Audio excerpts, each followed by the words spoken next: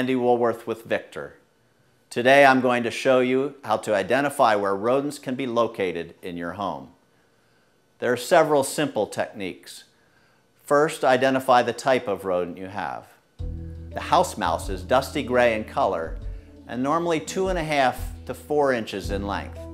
Its nesting areas include cluttered areas such as closets or garages and base voids behind appliances. The house mouse diet consists of cereals, grains, meats, and seeds. The Norway rat is grayish-brown in color and normally 7 to 10 inches in length. Its nesting areas include burrows in soil, sewers, basements, and the lower portion of buildings. The Norway rat's diet consists of cereal, grains, meats, seeds, cockroaches, fruits, and shrimp. Roof rats are black to brownish gray and typically 7 to 10 inches in length. The roof rat nests in attics, false ceilings, dead fronds of palm trees, and upper portions of buildings. The roof rat's diet consists of fruits, berries, meats, seeds, vegetables, and eggs. To begin eliminating your rodent problems, start with a good inspection to determine which type of rodent is present and exactly where they are nesting. Fecal pellets are the most commonly encountered sign in a rodent inspection and serve as primary evidence to confirm an infestation. Even a small population of mice can produce thousands of droppings in a short period of time. Fresh droppings are dark in color and soft in texture, but after 3 days they harden and lose the dark color. Age of droppings will tell you if your rodent problem is current. Evidence of recent gnawing is another excellent sign for determining the presence of rodents. Runways are usually evident in rodent infestations. Rodents repeatedly use the same pathways between their nests and food sources. Common linear pathways include foundation or sill ledges, tree branches, electrical lines, pipes, and sewer lines. Rub marks are grease marks created from oil and dirt on the rodent's skin and often appear along wall areas next to runways. Both rats and mice urinate frequently during their daily travels. A mouse is capable of depositing 3,000 droplets in just 24 hours. Rodent urine is often deposited in their runways and other frequented areas. Rodent odors may be particularly pronounced in larger rodent infestations. Cats and dogs may excitedly sniff and probe an area where rodents are present. Various sounds produced by rodents and their young, such as high-pitched squeaks, gnawing sounds, scratching, and digging noises, can commonly be heard during night inspections. Simple inspections of these common signs will help you locate any rodent issues in your home before they become a serious problem.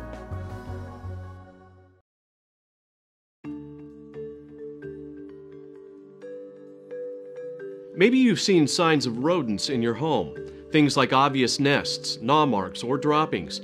Or maybe you've even found rodents around your home, alive or dead.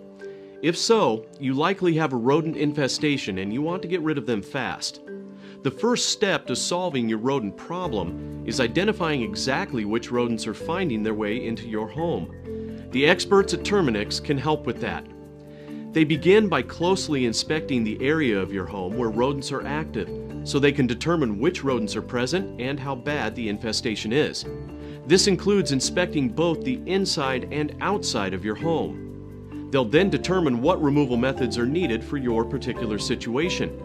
Simply putting out some store-bought poison may work temporarily, but probably won't get rid of your problem for good. The key to controlling rodents, and the best long-term solution, is to rodent-proof your home so they don't enter your house again.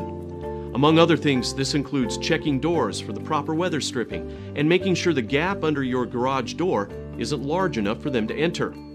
You'll also want to make sure to remove piles of debris or firewood next to your house, as these are prime spots for mice to live. Taking these preventative steps, along with working with the pros at Terminix, will get you well on your way to solving your rodent problem. Hello again, this is Jason from Assassin Exterminating and Pest Control in Fort Worth. What we're doing today is a customer called us for a vacant property that they own, and apparently they have a very severe rodent infestation. So what we're doing is just doing a basic inspection, trying to access or locate all the access points, how they're gaining entry into the house. It doesn't really take that much to find these entry points, especially on a property like this. If I could just back up a little bit, you'll see there's just a huge access door right here that's just completely open. There's one board that's covering it. Very, very easy for them to get into. As we pan around, when we come to the other side of the house, you'll notice this very, very fine line that meets between the foundation and the sill plate. And basically, that gets right into the pier and beam section of the house. Again, very easy access point. You're not looking for large holes. You're looking for anything that's about, I'd say, a diameter of a quarter, possibly a little smaller than that. That can actually be the central air conditioning, ductwork that enters the home. Could also be the vents, the moisture vents that are located. Then every single house has these. It's to make sure that the house properly vents. The problem is, though, when you go to a property like this and it's not maintained, it just gives very, very easy access for them to get into the house. Another problem is that today it's about 25 degrees out. So any kind of rodent, whether it be roof rats, squirrels, they're going to try and find access on the interior of homes because they're basically just like humans. They're going to be looking for warmth. So let's pan around. Let's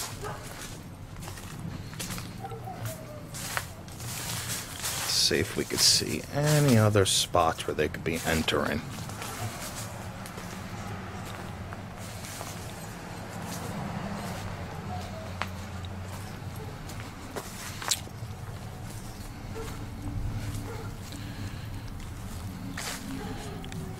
Okay, now what you have is you have actually a natural water source. This looks like a water spigot that for some reason is leaking.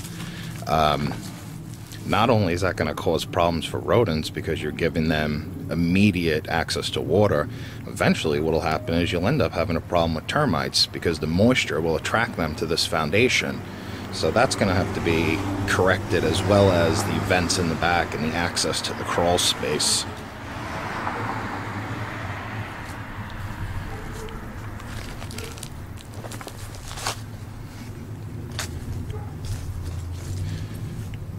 That's a nice front door. I've never seen that model before. Okay.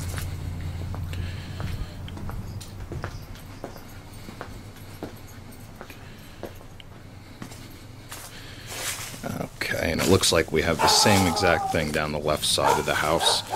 The siding's pulling away. You have very, very high grass areas, perfect nesting places. It looks like this homeowner is going to actually have to do a lot of cosmetic work as well as the treatment for the rodents themselves. Let's see. Oh, but the good news is that they have satellite television. That's special. Okay. Well, we'll be checking back in, and if we do decide to do the treatment here, we'll update it with a follow-up video detailing exactly how we take care of that. Again, this is Jason from Assassin Exterminating and Pest Control in Fort Worth. Thanks for watching. Hello, this is Jason again from Assassin Exterminating and Pest Control in Fort Worth. Today we're at a house which is actually a kind of rare find. Customer called us and basically said that tenants were living inside the house. They weren't the most well-kept people, and that there were rats. So we told the customer that we were going to come out and take a look. And what we found is actually kind of astonishing because I've been doing this for about, I'd say 16 years. I have never, ever seen as many rat droppings in one place as I do in this house. What I want to do is I want to take you around to a couple of different areas inside the house, and you can really get the feel of where the runways are. We're in the kitchen right now, and if you notice, this entire countertop, which looks like pepper, these are actually roof rat droppings. And if I could zoom in, you'll be able to see that this house is completely infested. From the cabinets, and now keep in mind, this is where food goes, plates, dishes, all the way from one end of the house to the other. Now we're walking into, it looks like a bit of a dining room. And this is another countertop. And again, these are just droppings for something that's been going on for a while now. And I would have to say, by the amount of droppings that are in here, this has been going on for years. This isn't something that just props up. And the reason why I say that is because if you end up having rodents in your house, chances are you're going to have probably 5 to 10 rodents maximum if it's something that's just started. But because they reproduce so fast, that if you leave them unchecked, one pair, one male, one female, could produce up to 60 to 65 babies every single year. And that's not including the babies that the infant rats will produce once they're mature enough. So let's just walk around a little bit.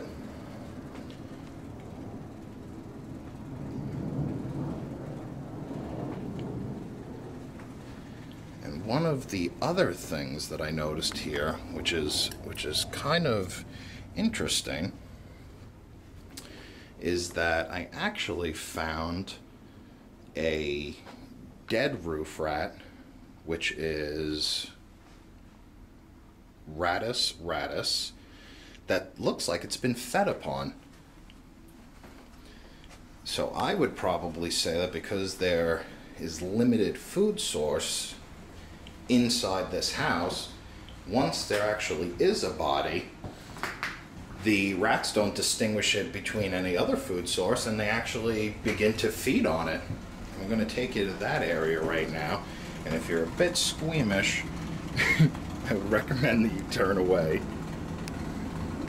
This is a pantry closet. Let me see if I can get my flashlight out. Which, by the way, if you ever do decide to get into this business, one of the best things for you to invest money into is a good flashlight.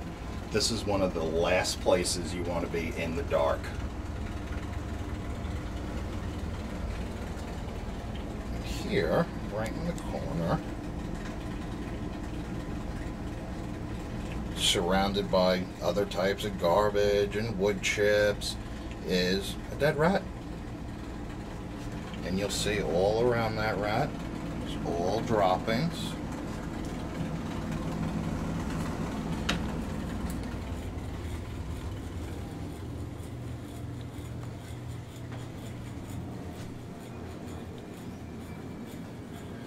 Now, before I take you to the best feature of this house, and yes, these are feces marks on the carpet, I want to just show you a little bit more. And then I'm going to take you to a feature of the house that you don't see in too many new built homes. And I really don't know why, because it truly is a wonderful feature to have. But the big home builders just don't seem to catch on with it. What this house has that I've never seen in another house is an indoor chicken coop. That's right, a chicken coop inside of the house that they've cut a hole through the interior wall and framed it.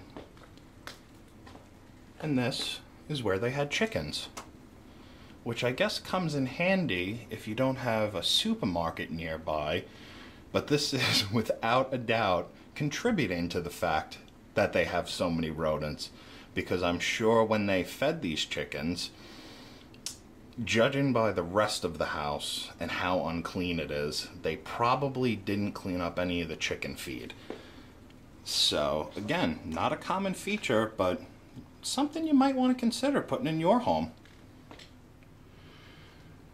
Okay, I'm going to go out right now and speak to the property manager who manages this home and explain to her what we found inside of here. And hopefully the next video will be able to update how the treatment is being done. Just to give you some brief information on that, I wouldn't actually recommend using any kind of rodenticide inside of the home.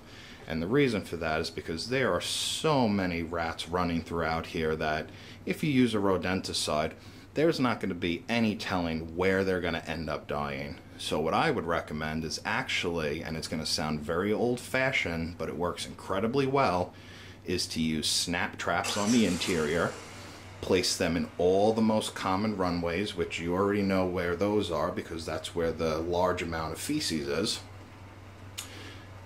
Snap traps on the interior, and then I would recommend installing bait stations on the exterior.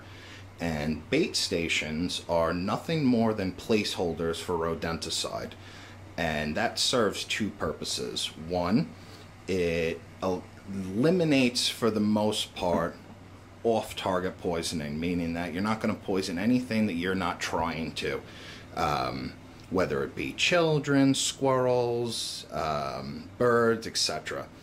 And the second part of that is that if you place the rodenticide on the exterior, the rats that are inside of this house, they're actually not trapped inside of here. They leave pretty frequently. They enter and exit the home every single day. So by placing the rodenticide on the exterior, you minimize the chance that you're going to have any that die on the interior, whether that be in the attic or the crawl space. Now keep in mind that's not 100% guarantee, but it works a lot better in your favor instead of just placing rodenticide on the interior. Plus, it's unsafe. You shouldn't be just willingly throwing rodenticide in an attic or under a crawl space or in a pier and beam home like this is. You need to regulate where exactly that rodenticide is. So let me go out. I'm going to speak with the property manager, and hopefully we'll update you again. Thank you for watching. Again, this is Jason from Assassin Exterminating and Pest Control in Fort Worth. Have a good day.